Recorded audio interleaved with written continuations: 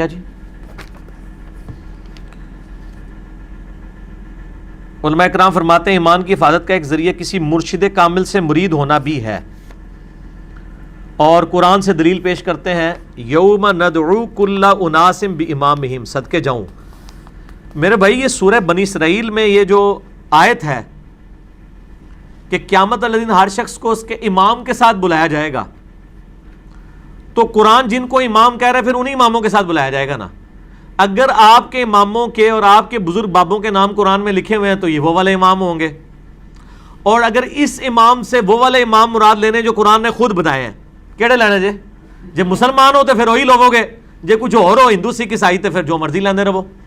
قرآن نے کیا بتایا ہے؟ قرآن نے بتا دیا کہ ہر شخص کو جو اس کے امام کے ساتھ بلایا جائے گا وہ امام کون ہوگا؟ وہ سورہ النساء کی آیت نمبر 41 میں ہے، جس کے کانٹیکسٹ میں میرا پورا لیکچر ہے، مسئلہ نمبر 121، قیامت والا دن بزرگ خود ہی دشمن ہو جائیں گے اپنے فالورز کے۔ اس میں نے یہ بتایا کہ آیت نمبر 41 جو ہے نا سورہ نساء کی،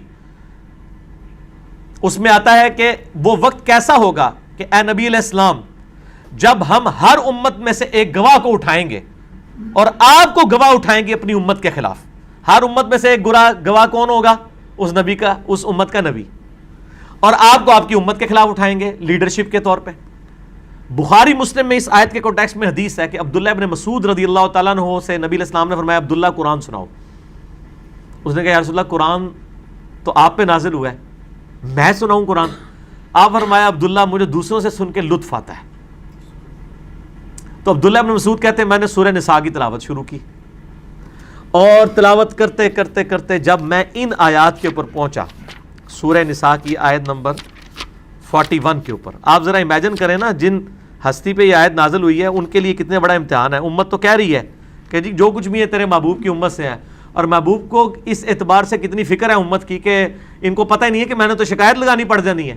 سورۃ الفرقان کی آیت نمبر 30 ہے وقال الرسول یا ربی ان قوم اتخذوا ھذا القرآن مہجورا، نبی علیہ السلام قیامت الدن شکایت کریں گے اللہ میری قوم میری امت نے قرآن کو پیچھے پھینک دیا تھا، اور نبی علیہ السلام کو اس بات کی خود ٹینشن تھی کہ مجھے اپنی امت کے خلاف گواہی دینی پڑے گی، لیکن امت کہتی ہے اللہ جو کچھ بھی ہے تیرے محبوب کی امت سے تکی جائے گی، پتہ چل جائے گا، پتہ نہیں چلے گا، لگ پتہ جائے گا۔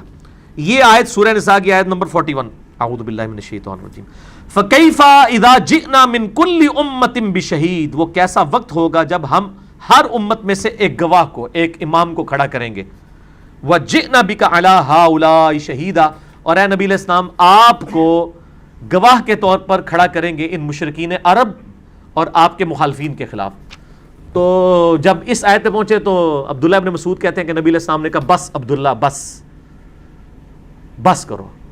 تو کہتے ہیں میں نے نگاہ اٹھا کے دیکھا تو نبی علیہ السلام کی داڑھی مبارک آنسوؤں سے تر ہو چکی ہوئی تھی کہ مجھے اپنی امت کے خلاف گواہی دینی پڑے گی قیامت والے دن۔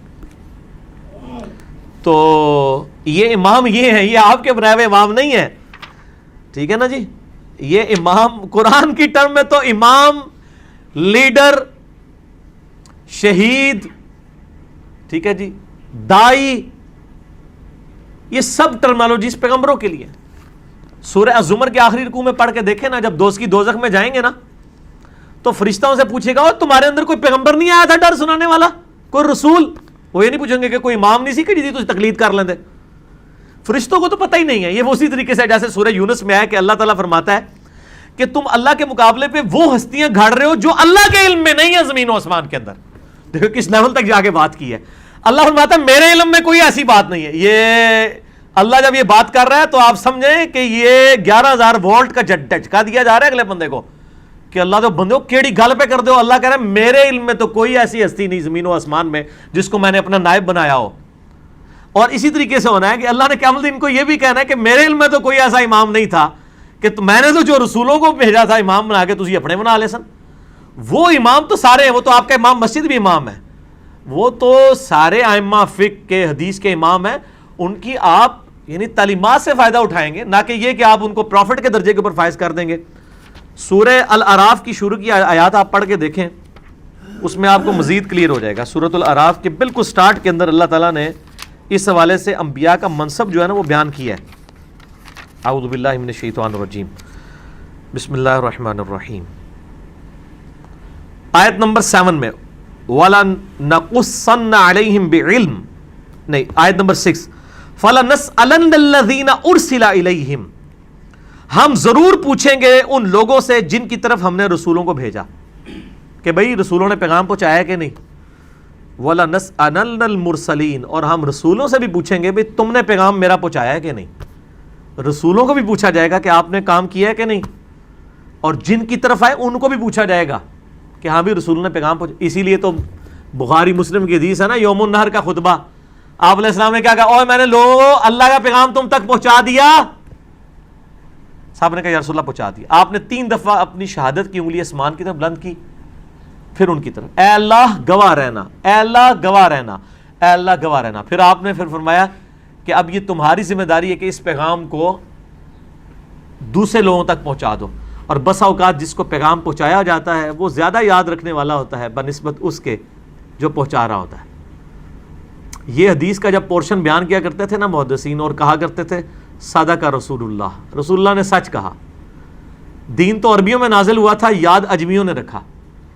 آپ کے ساری حدیث کے امام جو ہیں سب اجمی ہیں.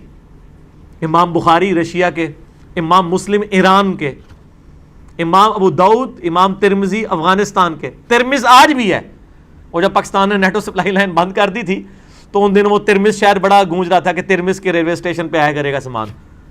ابو داؤد ترمذی افغانستان کے. صرف ایک امام مالک ہیں جو مدینہ شریف کے رہنے والے ہیں، باقی سارے ائمہ فقہ کے ہوں حدیث کے ہوں سب کے سب اجمی ہیں. آپ دیکھ لیں اللہ تبارک و تعالیٰ نے اجمیوں سے کیسا کام لیا. تو یہ جو کہہ رہے ہیں نا کہ جی وہ مرید ہونا بھی ضروری ہے، مرشد کامل پہ میری پیری مریدی کی شرعی حیثیت آپ لکھیں نا، یوٹیوب پہ کلپ کھل جائے گا. یوٹیوب پہ کیا ہے کہ جا کے لکھنا ہے پیری مریدی. یہ جتنی باتیں ثابت کرتے ہیں وہ اس امام سے مراد خلیفہ وقت اور حکمران ہیں، ان کے بنائے ہوئے نہیں ہیں. ٹھیک ہے نا جی. بات کہاں سے لے کے اس پہ بھی میں نے ان کو علمی پھکی دی ہے کہ بخاری مسلم میں حدیث ہے جب ایک امام کی بیعت ہو جائے اور کوئی دوسرا بیعت کے لیے آگے آئے تو اس کو قتل کر دو. تو پھر میں نے کہا تھا آپ ذرا پاکستان میں ذرا فیصلہ کریں کہ ہزاروں لوگ جو ہیں وہ بیعت کروا رہے ہیں، تو اب کس کو شہادت کے درجے پہ آپ نے فائز کرنا ہے اور کس کو زندہ رکھنا ہے، آپ خود فیصلہ کریں.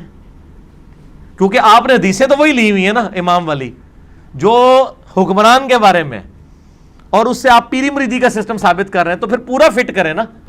میٹھا میٹھا ہپ ہپ تے کوڑا کوڑا تھو تھو، ایسا نہیں ہونا چاہیے. ٹھیک ہے جی، کلیئر ہو گیا جی. تو الحمدللہ ہماری آج کی بھی